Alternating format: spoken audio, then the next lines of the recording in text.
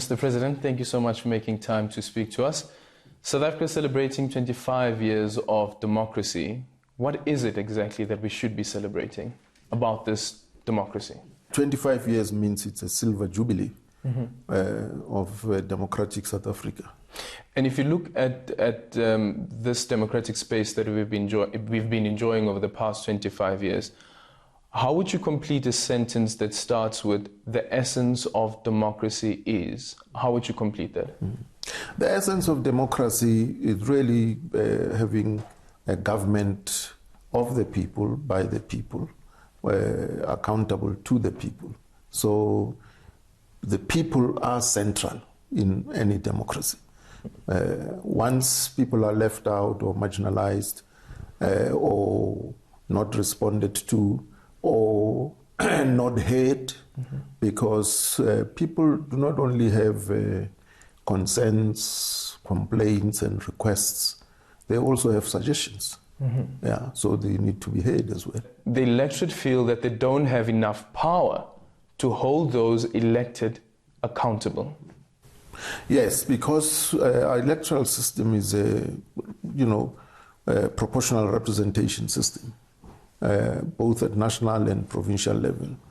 At local level, it's a hybrid because you have, constituency-based elections, councillors who represent specific constituencies, and then also those who come in as a result of proportional representation. So it's a hybrid. How do you duplicate that at a national level? Well, is it possible? The pertinent question is what lessons can we draw from the local government experience where we have this hybrid? Is it working? Are councillors accountable to the constituencies or not?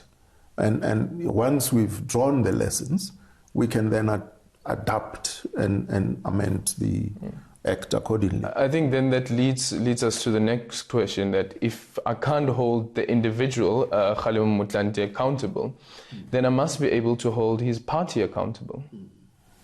Well, therein lies the problem also. You see, proportional representation means that it's political parties that contest elections. It's not individuals.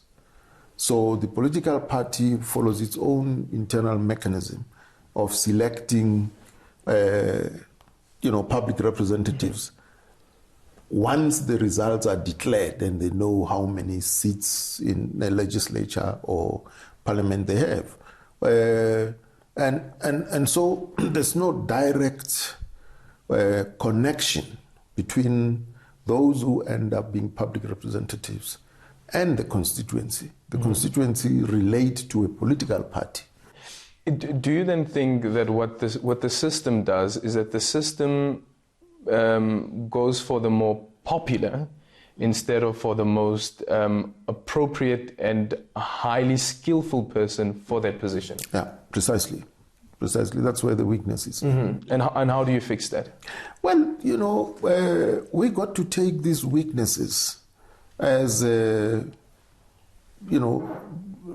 baby steps towards strengthening democracy and ensure that... Have you ever reflected on that, on what tightening up would mean or what it would look like? Well, yes, because it relates to the electoral system. Yeah. Many years ago, Van Zyl was tasked to chair a team that looked at the electoral system. And it was in the early days of our democracy. And he recommended that we should move to constituency-based electoral system. The ANC was one of those parties that rejected the proposal on the grounds that our democracy was still at its formative stage, it's a fledgling democracy, and if we go that route, we'll end up with two, strong parties, and the rest would disappear. So the idea was that we still need a multiplicity of parties, to represent, the various views and that with time it will mature into fewer parties. I mean, this time around, I think we have 48 parties? Yes, contesting the elections. Contesting elections.